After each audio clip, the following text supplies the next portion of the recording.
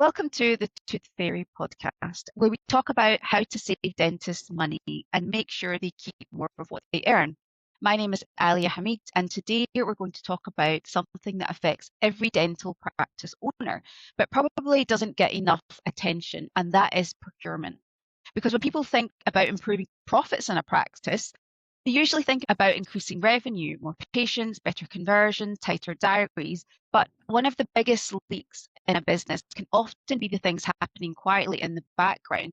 And that is what you're spending on supplies, how you're ordering, who you're buying from, and whether you're actually getting value for money. So today I'm joined with today I'm joined by Rasnaam Tiwana, founder of Dentstock. Rasnaam, welcome to the Tooth Fairy podcast. Can you tell me, for anyone listening who hasn't heard of Dentstock, what you actually do? Thank you for having me on the podcast. Dentstock is a GPO. It's a group purchasing organization which aims to support its members in their purchasing for their dental practice, from supplies to the acquiring of services they require. We aim to drive practices significant cost savings to improve their profitability and to also have access to trusted suppliers as well, without having to overspend or be oversold in the goods and services they actually require. We launched earlier in 2025 and have had a significant impact on shaking up the purchasing space within the UK dental industry. What made you start Dentstock in the first place? So in 2023, I was working in a high-end cosmetic practice, and I always thought the purchasing process was quite convoluted. Generally, practices have two approaches to their purchasing. The first is to compare pricing consistently, which is often quite time consuming. We get practices who come to us every single month who spend the equivalent of a day doing their ordering for their practice per week or even per month. And that's often quite time consuming.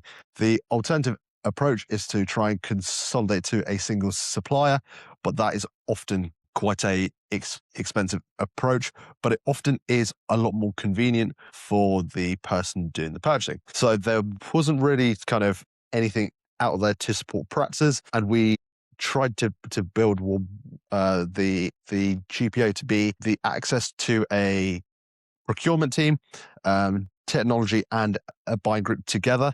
And that was something which truly could provide practice with a significant financial improvement and a time save for them to implement. When you look at independent dental practices, what's the most common supply or purchasing problem you see? One of the most common problems is this time which teams spend doing their purchasing, and that can often be a very convoluted process where they spend hours trying to save themselves a few extra pounds here and there, and that ROI of time can often be a significant burden to the practice, but it feels like it's worthwhile doing at the time.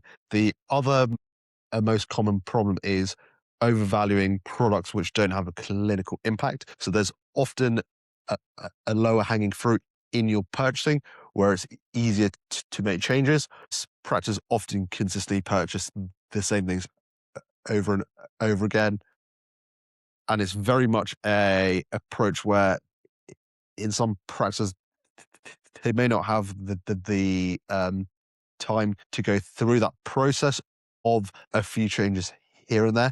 And those are the most common problems we see for independent practices and with emerging groups as well. You talk about how independents are negotiating alone. Why does that put them at such a disadvantage? For a independent practice, you often have 101 priorities for that day. Procurement is very often not any practice's number one priority, which is understandable. And that's why often the area doesn't get enough time or thought, but it can have a significant financial impact for practices. We've just completed some annual reviews for practices and have found some considerable cost savings. For example, a 20 £1,000 saving for a practice for an entire year is a six-figure improvement in their practice evaluation. For that particular practice, having these insights and superior pricing helps to give them those considerable cost savings as a whole. And that's exactly the insights between negotiating a loan and joining a GPO such as Dentstock. With costs going up across the board, particularly utility costs and also staff costs and lab costs, why is now the time practices need to take this seriously? So costs have been going up considerably over the past few years. There are areas where trying to find a cost saving is easier. Trying to bring down your staffing costs often has a impact. With labs, often a similar approach. It's not an area where practices can often find a cost saving without compromise. On your procurement of your clinical supplies, there's plenty of areas which don't have an impact, where it's easier to find a considerable cost saving. Furthermore, with the changes from the government on payroll costs, staffing has gone up considerably for practices over the past 5 years, and it's probably an area where practice principals have quite a bit of concern.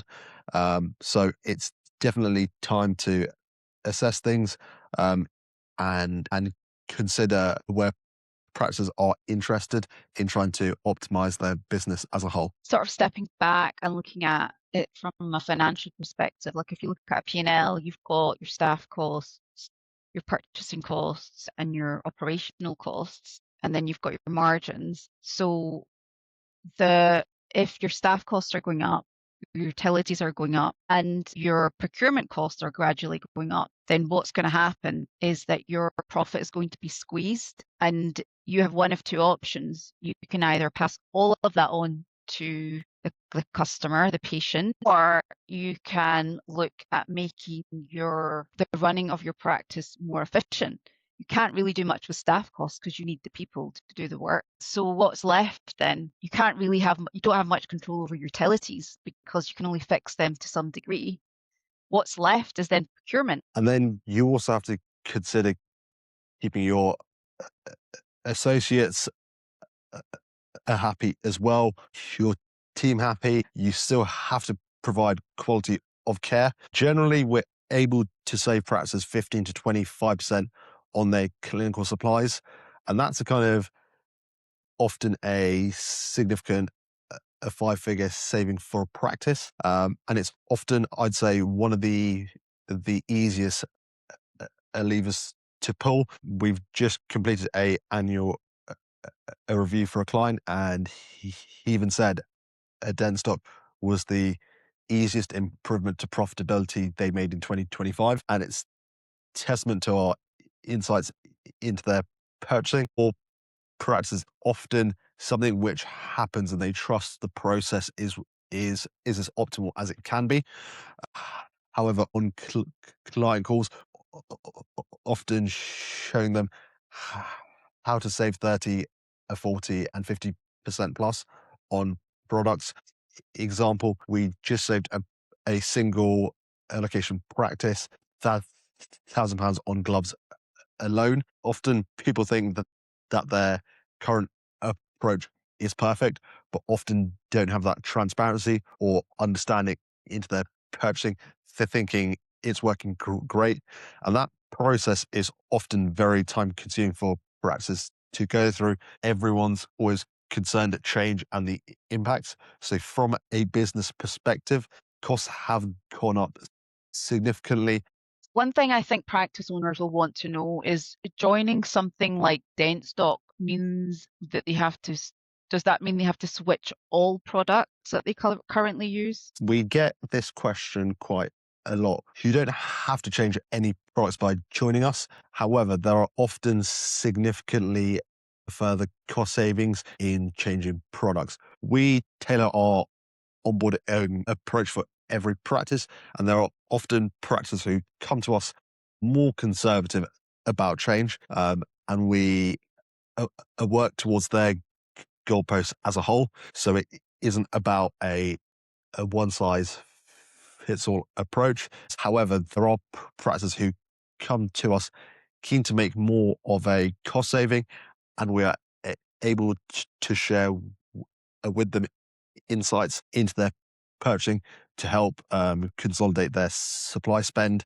Plenty of our clients are achieving a 3% of turnover spend is their clinical supply costs, and that's a kind of A-star performance from their P&L. However, it's very much down to the practice, and they can still have the full clinical freedom to pick and select their products as such, and we're there to support them and educate them into their own purchasing. A lot of practice teams are already quite stretched.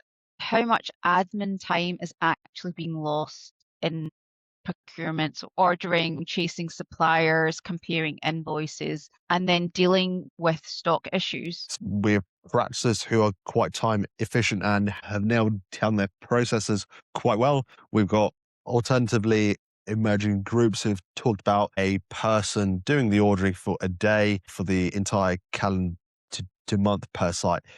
We do know that our clients are finding it significantly quicker, easier, and faster, and again, significantly cheaper by choosing to work with a Dentstock. But the current admin time depends on a number of suppliers as well, and that often has a significant impact on their time. Coming from working in practices, I'd much rather team members spend time speaking to patients, engaging with them, than spending time over the odds on their purchasing. We give teams a single point of purchasing.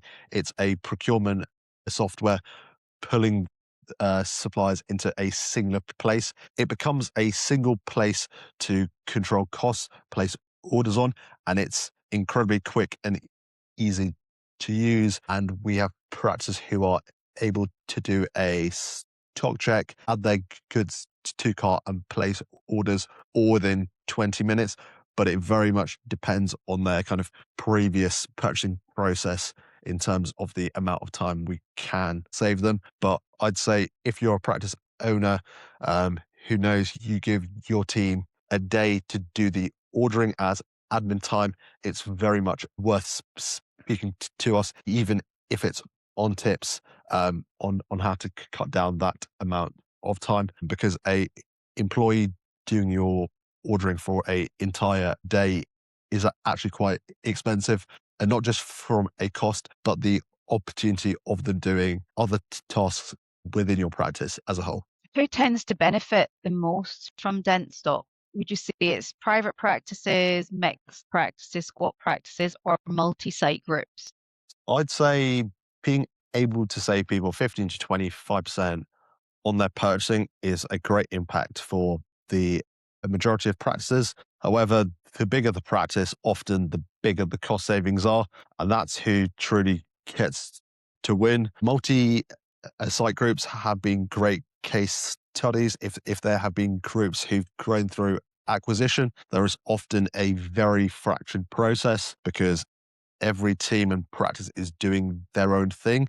So being able to consolidate suppliers, spend, and products is often a great impact for groups. But we have built Dentstock to truly support independent practices, emerging groups, and medium-sized DSOs. It's truly a good benefit to teams placing orders and management having transparency insights, and from owners from improving their profitability as a whole. What does the onboarding process look like for a practice that wants to explore working with you? We have a discovery call with every single client, and it's to talk through and explore their purchasing.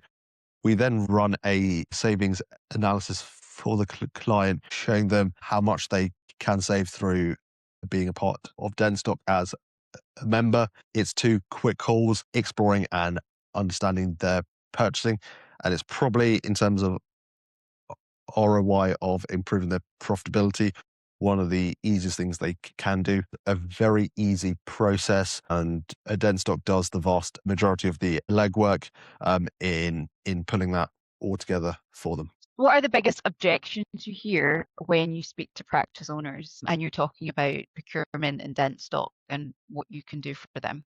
Practice owners have often been sold a vast number of services throughout their time, and they often do think that it does have a element where there are these significant cost savings, and they're surprised at how much we can save them. And that is often a area where they are surprised and stunned. However, the proof is in the execution. So over the past 12 months, we've collected a number of case studies and testimonials of clients who were often equally as surprised as them with the amount we could save them as a practice. And that's been fantastic to share. Secondly, I'd say practices sometimes think by spending less, the quality of the product can drop. We have got great insights into products and change of these products in practice. So the cost savings often come from our purchasing power as a whole, and that drives the cost savings rather than chasing a subpar product for a cost saving. Those are probably the two biggest areas of concerns that practice have in speaking with a GPO. Is it true that they don't always have to go down in terms of quality to get the savings? 100%. So we tailor everything to the practice themselves, and their purchasing gives us clearer insights into their product selection as a whole. For example, we took live a practice on Friday. There was a cost saving of around 60% on a blue etch tip. It's still a 23 gauge etch tip. It's the exact same pack size. So that's a example of where the product is a like for like product. It's a consumable. It just has to be good enough at doing its job before it ends up in the bin. And there is a significant cost saving driven through our purchasing power, but that's a insight also then shared with the client as a whole. And that is where they truly get to win without compromising on quality on that particular product. How do you respond when somebody says to you, my suppliers already look after me, I don't really need your help? We often hear that a practice has a great deal, and that's perfectly okay as well, but it's often worth periodically reviewing that deal as a whole and being able to kind of check that deal is truly in the best interest of your practice should be something a business undertakes periodically. That's where having that transparency helps as well. And often we can help to quantify that relationship. At the end of 2025, we had a practice come to us saying exactly that. And we uncovered a savings on this supplies alone of around £11,000. And that helped to quantify that relationship. Is it worth £11,000 more per year? As a practice owner, they were genuinely grateful to have that transparency into their purchasing and to their suppliers a deal which to them did look preferential at a surface level for them. From your experience, what's one common procurement mistake you see practices make consistently? The most common mistake we see is overvaluing products which don't have a clinical impact. Can you give some examples? Sure, 100%. Consumables is a area where the product has to be good enough at doing its job before it ends up in the bin. At time, purchasers can be resistant to change, but it's worth exploring other products out there in the market as a whole, and that can often have a significant cost saving. Is the a difference between us saving them, for example, 20% to a 15%. It's just that internal curiosity within a practice in itself. For anyone listening who knows that they need to get a better handle on their costs and purchasing, what is the best next steps? Our discovery call, you can book that via the website, have a no obligation conversation, and we can talk you through insights into your purchasing. You mentioned your website. Is that the best way to get in touch with you? And can you just remind us what your website address is? Yes, it's dentstock.co.uk. You can book a call there, or we've just launched our savings calculator. It's a interactive tool, and that can also help show you how much we can save your practice. Rasnaam, thank you so much for coming on the Tooth Fairy podcast. This has been really helpful for me. Definitely have learned a lot. It's easy for practice owners to focus just on revenue and forget that profitability is also about what's leaking out the back door. And procurement is one of those areas that can quietly cost a practice far more than people realize. So thank you for sharing more about Dentstock and what you do, how the model works, and why independent practices need more leverage, not less. And thank you for everyone listening to the Tooth Fairy podcast. My name is Alliah Hamid. If this episode made you think differently about how your practice is buying, managing costs, and protecting profit, then definitely contact Rasnaam and take a look at Dentstock. And as always, thank you for listening.